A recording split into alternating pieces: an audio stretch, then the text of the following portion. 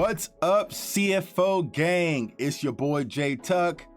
Panthers fans, real Cowboys fans, stand up. And you're now tuned into the Cowboys fans only channel. So if you're new, do your boy a huge favor, comment, like, subscribe somewhere down there, somewhere down there, somewhere down there. Right, and be sure to turn that notification bell to stay updated with all Dallas Cowboys content. And from our returning CFO fam, salute. I appreciate each and every one of you. This channel is growing at a rapid pace, and I cannot do this without your help. Yo, it is Victory Monday. It's always good to come back and do these shows on a Victory Monday. Now, when I started this channel last year, we were taking L after L after L after L. Like, even with all that going on, I still try to keep a good face going on. But this season, things have been much easier now that Dallas Cowboys are playing the way that they are and actually getting some wins, man. Like, I'm more, you know, I'm stress-free, I'm more relaxed, I'm more calm. I'm not as tense and emotional as I was last season. So today for Victory Monday, got to bring on a real special guest. This girl, she's definitely killing it out there. You definitely have to follow her on Instagram and also on her YouTube channel. She's definitely a friend of the channel. So CFO fam, I would like to welcome to the show on Victory Monday, my girl Candice. What's going on, Candice? Hey, how are you? Thank you so much for having me on the show. I appreciate it. Yeah, absolutely. Thank you for coming on. I know you've been trying to get things set up and we had some difficulties, but I'm glad you can make it. So for the people who are seeing you for the first time, Candice, tell everybody where they can find you.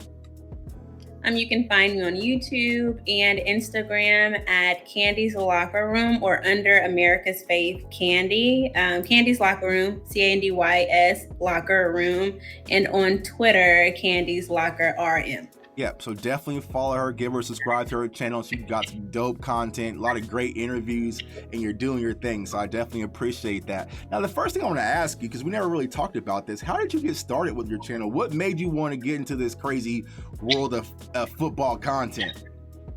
Right. Actually, my dad is a huge Cowboys fan, so it kind of rubbed off on me over the years. And as I got older, I got more serious about it. I really honestly wanted to start in like 2017, but life was happening. I was, here and there. So finally I buckled down and I'm like, you know what? Everyone has told me like, wow, for a female, you really know your sports, you really know your stuff.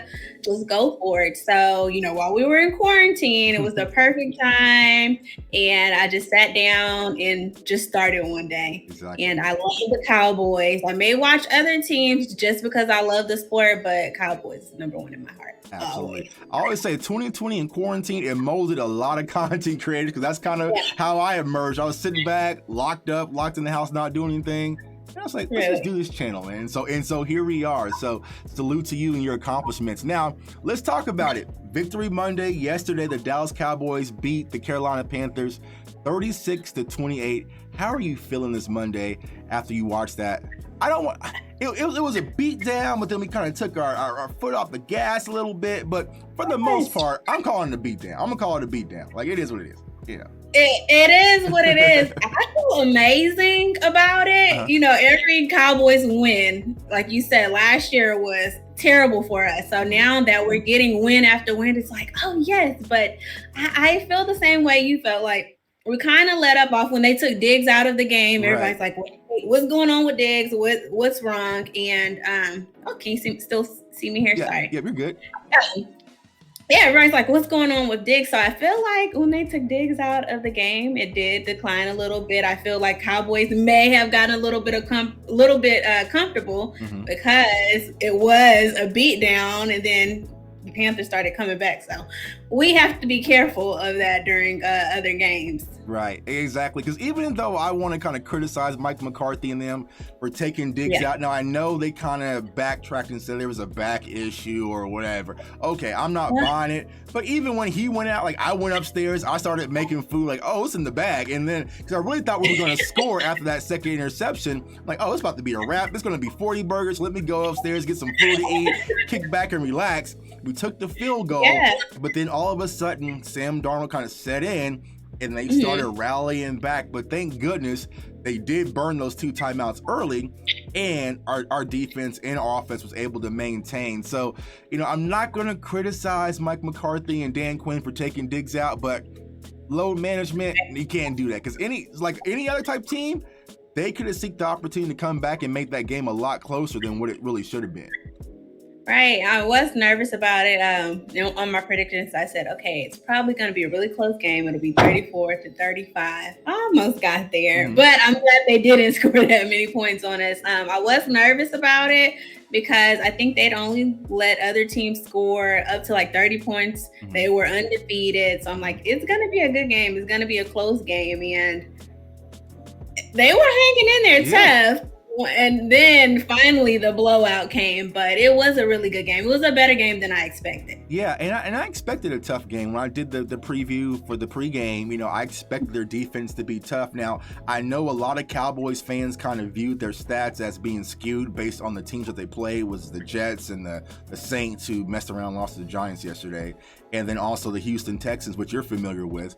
And so a lot of people are like, oh, you can't buy into it. But when you sit back and watch them, they play with a lot of toughness and tenacity, and they're flying. And the very first play of the game, when they came and hit Dak Prescott, and luckily he got that left-handed toss out to Zeke, I was like, here we go. This is what I was kind of warning us about. Dalton Schultz kind of got off to a slow start. He was rumbling, fumbling, stumbling for a little bit. But I felt like once the offense finally woke up, we started to adjust. So, when you think about this game, what were a few of the things throughout the game that really stood out to you, Candice? Well, Diggs, for sure. Right. Can I call out this one questionable decision, I guess, by the coaches where everyone's like, why did they not accept that penalty? Do you know what I'm talking about? Yes. And so I believe it was the 3rd and 12 and well, no. It was second. It would have been like 2nd and 27, but I think they declined it and made it 3rd and 12. And I know a lot. Yeah. So I know a lot of people's been going back and forth on that. So were you thinking that he should have took the penalty and made it like 2nd and 27? Is that what you were thinking? I did think that because they scored on that drive. So obviously he should have taken the penalty. It kind of was like a why not moment. If we were already blowing them out by a whole lot by that point, then maybe not, but you can't chance it, especially with games being close like that. Yeah. But it stood out to me. To go back to your question, Diggs, I heard that he was great, but I feel like on Sunday, he just exceeded everybody's expectations. Right. More. Who else was I really impressed with? Zeke. I'm so happy that Zeke is back. And last year I was a little worried, but I saw that he said, I went on this diet. He has Chef Hoppy cooking for him, and he changed his workouts, and it's showing a lot this season. Yeah. And hats off to Zeke, because I know I follow his trainer on Instagram as well, who he worked out with. And you're seeing a lot, and I said this way back in camp, when we're out in Oxnard and also out in Frisco at camp, a lot of the things that you saw him training on, which is agility, his patience, his cut, his lateral movement, you were seeing it translate early already in camp. A lot of people were saying, well, Tuck, that's not a real game. He's not being hit. Okay, but just looking at the footwork, it's a lot different. So to see it actually take place in a game, it stands out because I like what I see by Zeke. He's more patient, he's more agile, and he has a burst. Is it 2016 burst? No, but we all get older. Like, a lot of people hold him to that. Yeah. I can't do the things I could do, 4 to 5 years ago. So, but I still think Zeke is very efficient, and there's been a lot of people criticizing Zeke. And to be able to see what he did yesterday, it shushed a lot of people up. And so great game to Zeke. Offensively, he will get my game ball. But yeah, Candice, Trayvon Diggs. Like I said in my video yesterday, I bought the jersey. I didn't care about anything. I expedited the shipping because for so long, pretty much since Deion Sanders, the Dallas Cowboys fan base has been wanting a corner of that capacity, and we just haven't got one. Now, we had some decent corners, but not like that. And when he got that second pick, I said, I'm sold. I don't see nothing else. He is playing out of his mind right now. Went to the pro shop, everything, man. Ordered it. I couldn't resist. I kept holding off. I kept holding, like, okay, do I want to get it? Because they're sold out. And so you got to go an extra step to get the jersey. I was like, I can kind of wait. I was like, I can't wait no longer. I need this jersey. I need this jersey. So Trayvon Diggs is playing great. And I also think it's a testament to Dan Quinn. I think Dan Quinn has simplified things for this defense, and we have clearly seen a leap from what we had last year under Mike Nolan to what we see under Dan Quinn. So I think Dan Quinn is pretty much the offseason hire of the year for the Dallas Cowboys. Would you agree? I would definitely agree, because it seems like for that stretch of years, it was always something. First, it was, it's the O-line, it's the defense. We don't have any corners. We don't have good coaches. So now I feel like there aren't any excuses. We're here. It's finally the team that they were trying to build up, and it's the coaching staff that they were trying to build up to. So I feel like, the player ability and the coaching staff finally matches for once. Exactly. And a lot of things that we said on my channel and other channels that we knew with Dak coming back, we were going to have a top 5 offense. I just knew it. I just felt that. I feel like things about to fall off a cliff in order for it not to happen. But we just needed our defense to meet us halfway, like get to 15 range. And today, as I look, we have 14. That's all I've been asking. Now, everything else is just a cherry on the top.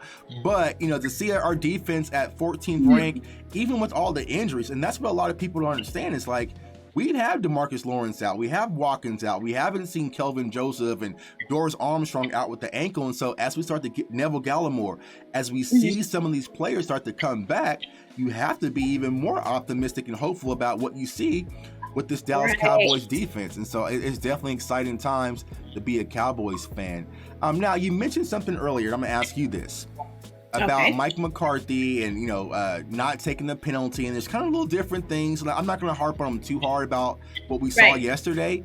But do you think that Mike McCarthy's in-game decision-making skills is going to come back to bite us throughout this season?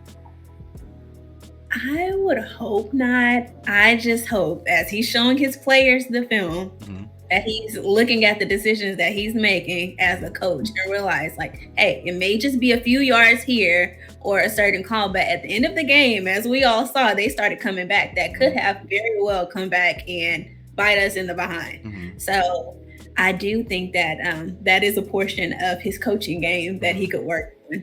Yeah, I was asked this on Twitter earlier, and I think it's just who Mike McCarthy is. I think it's not his strong point with clock management and being efficient, because you go back to the Chargers, it was the whole questionable decision at the end of the game, like just kicking a 57-yard field goal and just letting the clock drain down when we had like 3 timeouts. And then you go, I remember that. And so you had that situation. Then you had Philly where, they're punting at the end of the half, but you just let the clock drain and go into halftime where you had 3 timeouts to get the ball back. And then you kind of go into the situation that we saw yesterday. So it's always these little questionable things when it comes to Mike McCarthy. But I'll say this, when it comes to Mike McCarthy, me personally, I'm finally cleansed of the Jason Garrett era, because a lot of people say I have PTSD.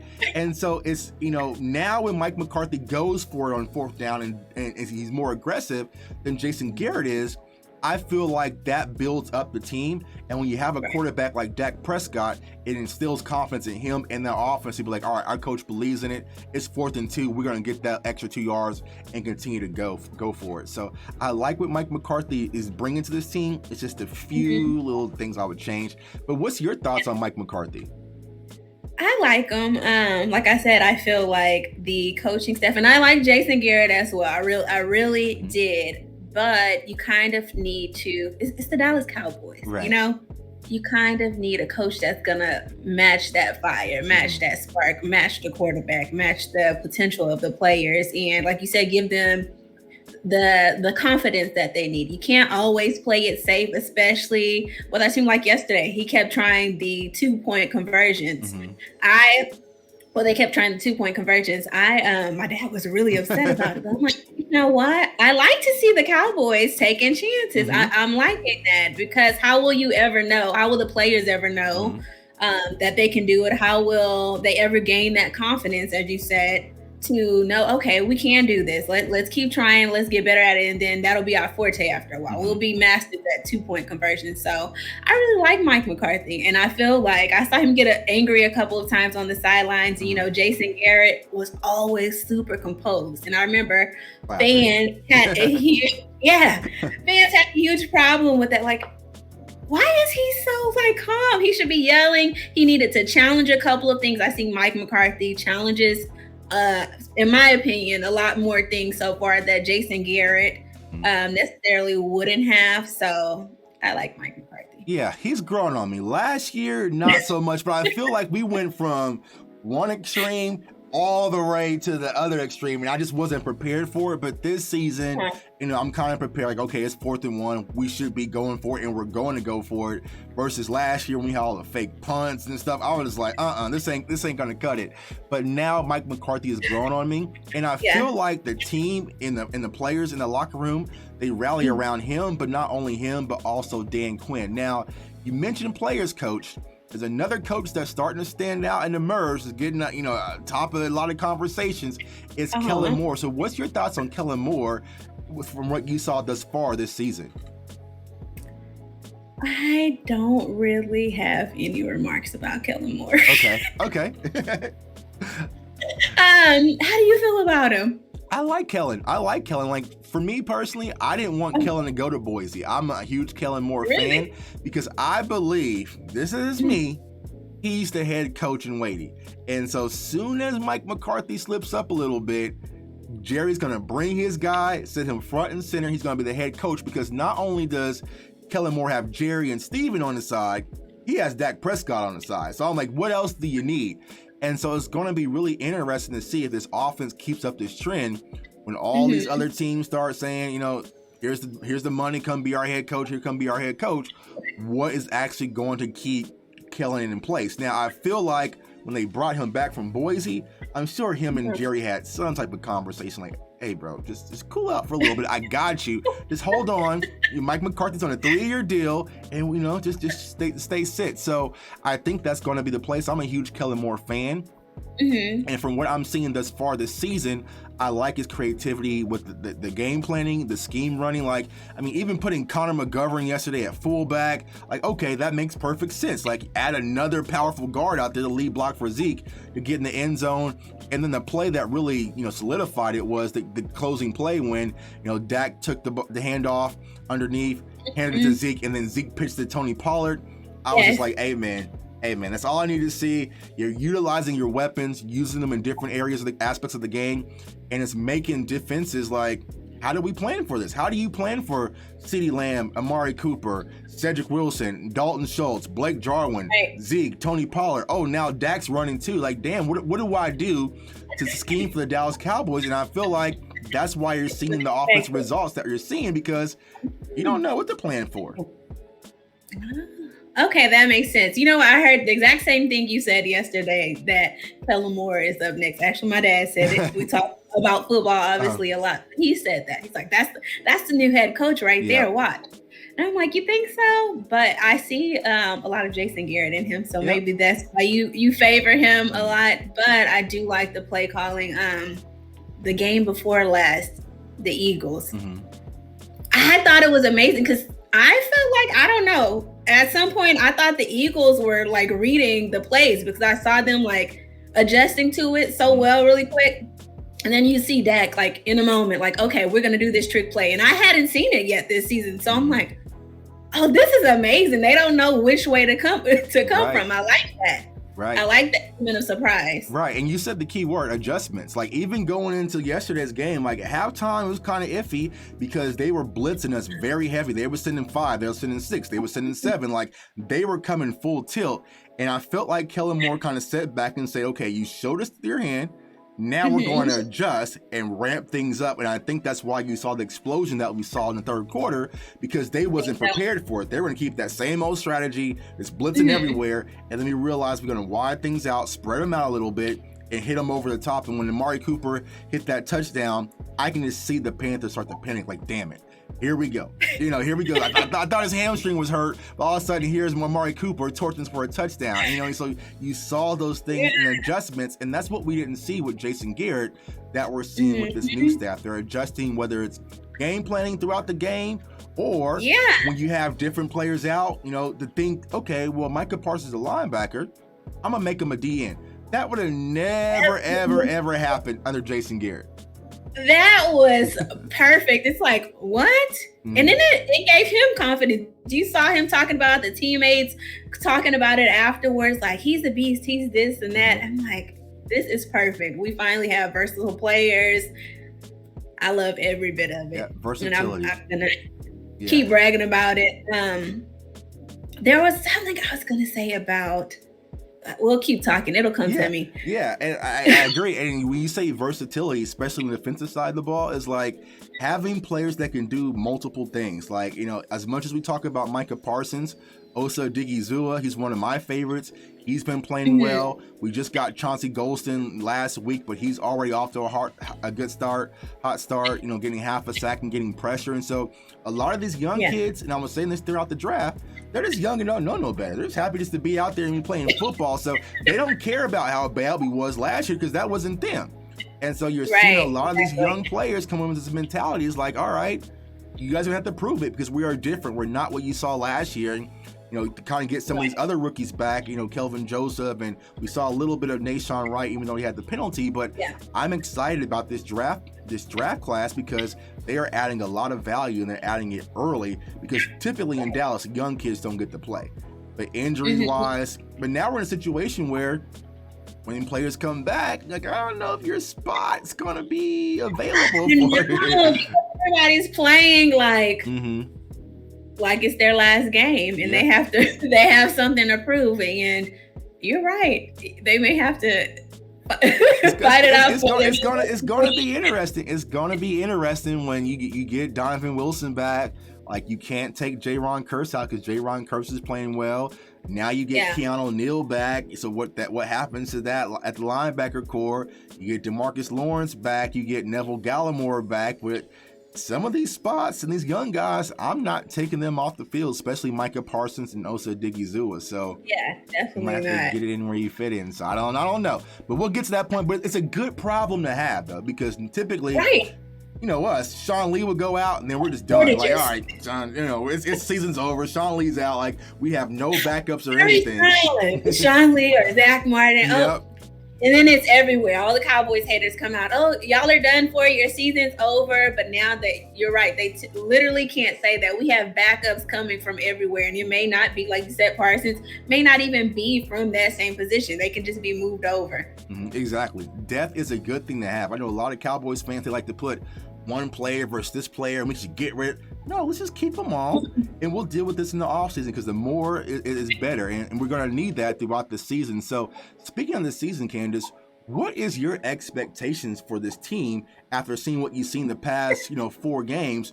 Where do you think that we can really take this? The Super Bowl. You going that far? People think it's crazy, and I say it every year, but I mean it every year too. But I mean it, and I feel like we have the talent, the coaches, and like you said, the depth to back it up this time. And watching other teams so far, like I was watching the Tampa Bay game yesterday against the Patriots. I was highly disappointed to say that because it's basically the same team as last year. So I'm like, well, last year, the players didn't have as much time to prepare, so I don't feel like all of the teams last season, not to take anything away from the Buccaneers, but I feel like all of the teams were playing up to their potential. It was a short off season, so I don't feel like it was as great a season as this year. And the Cowboys are just killing it. So if we keep that going, I really feel like we should have beat the Bucs. We didn't. That's okay. I feel like we're going to make it to the Super Bowl. I really do. Let's do it. Let me ask you this before I let you go. What is the one thing, is there anything that you think that if we can just get this, then we'll definitely be in that situation as contenders for the Super Bowl? Like, what's that one little final piece that you think that we're missing? One final piece. Okay. I think just our consistency with the O-line, like the game yesterday, at the beginning of the game, the first half, the O-line, I feel like they weren't playing like they'd been playing in the first couple of games. But after the second half, it was a shutout. Like, you're not touching our quarterback. So if we can keep that going, I feel like we'll be good because offense, we're set. Our wide receiver core is set. Our running backs. I love that Pollard and Zeke are able to coexist in the game. Right. That's like one of my favorite things to watch because they don't know which angle we're hitting them from. So if we can just keep that tight, I feel like we'll be good. Yeah, I agree. I think my one piece would probably be the center position. Tyler Biadasz, he's kind of been up and down. I mean, he played better yesterday, but it's not the greatest. So if we can get that one, maybe call up Travis Frederick, like, hey, bro, you sure you're done? There needs to be a change made there. Yeah, right. You sure you're done? If we can get one of those caliber play, I mean, not Travis Frederick, but just a veteran center that is more proven. Yeah, we do. And I think that would be one of that final infinity stone that we need. But the thing that you mentioned about the offense with all these weapons, I like the fact that we don't have any ego players. Like, we don't have that high personality, like, give me the ball. Like, even though CeeDee Lamb was kind of off yesterday, he wasn't out there throwing his helmet. Nope, let Cooper and Cedric Wilson eat.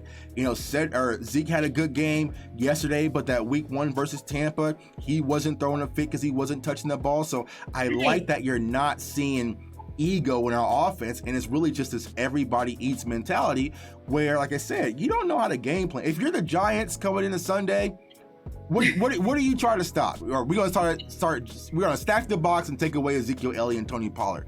Okay, cool. We have Amari Cooper, we have Cedric Wilson, and so it's just these different weapons where it's just like, I don't know what to do. Right. Yeah. I agree with that.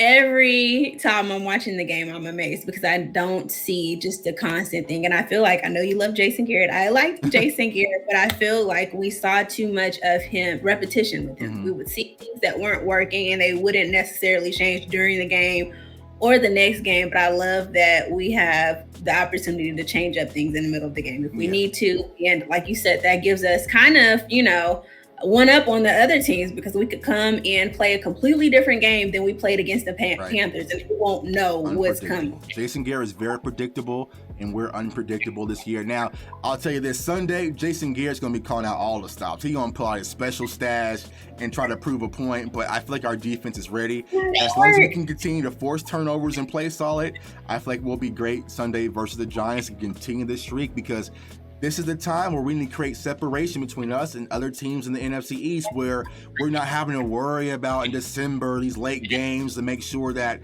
we get playoff, position, different things like that. We kind of solidify our position in the division, got it wrapped up, and now we're just playing for home field advantage versus other teams. So I'm excited about this season. So as a Cowboys fan, I don't know how you could not be excited about what you've seen. Of course, it's always not going to be 8-8. Right. Exactly. There's always things we can fix. Right.